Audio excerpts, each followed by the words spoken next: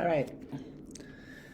We're going to do some, pardon me, emotional reframing. How about that, girls and boys? Some emotional reframing around things like fault and responsibility and whose fault it is and why you need to find someone at fault and what you gain or lose by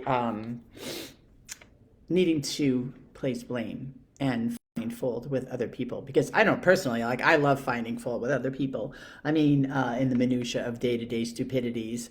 I also don't want to long-term blame anyone for any kind of way that I feel in the long term, because that's just like losing power. It's just like an IV drip, like drop, like the bag is my power, and then like the more I insist on blaming somebody or hating someone because of what they did to me, it's like this little drip that's just like, actually, instead of being an IV drip that's helping me, it's an IV drip that's hindering me. It's an IV drip that is poisoning me. It's an IV drip that is not allowing me to let go. So let's change the language, right?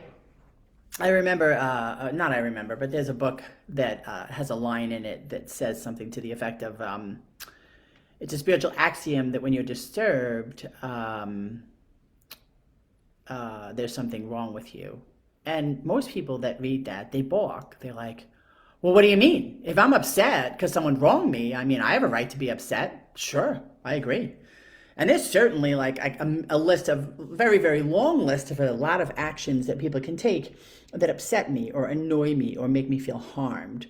But the thing is this, is that if I'm going to be sitting around thinking about like how I can harm somebody back or what it is that I should be doing to get back at them, those feelings themselves are just destroying my peace of mind. You know, they're disabling me from being loving, and being loving feels good. Now, I'm not any kind of Pollyanna that's just like everybody should walk around being happy all the time. That's not the point of anything I say, because I'm the most like criminally minded, self-absorbed, and sometimes hyper judgmental motherfucker I've ever met in my life. The difference is that like I'm looking at this stuff and being like, where does that come from? Like, what the hell is that? Like, what? How do I think such hateful things? I don't just sit there and go, yeah, yeah, hate the rah, rah, rah, rah, you know. Hey, and sometimes that has a place, you know. And I think the point that I'm trying to make here, or the thing to do, it is to do a reframe. It is to ask myself that if I harbor these feelings, what's the point?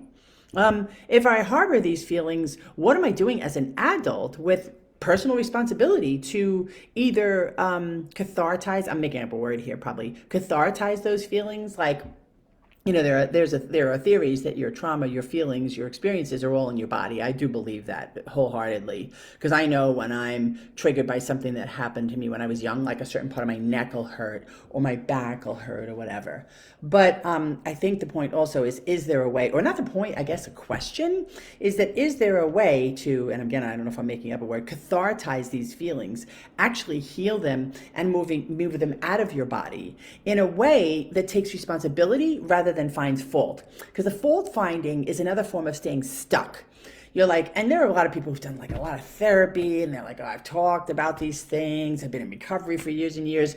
And you still mention like someone they were married to, for example, 30 years ago, and that like, I hate that fucking bitch. And you're like, whoa, I don't know how well that therapy's going for you over there.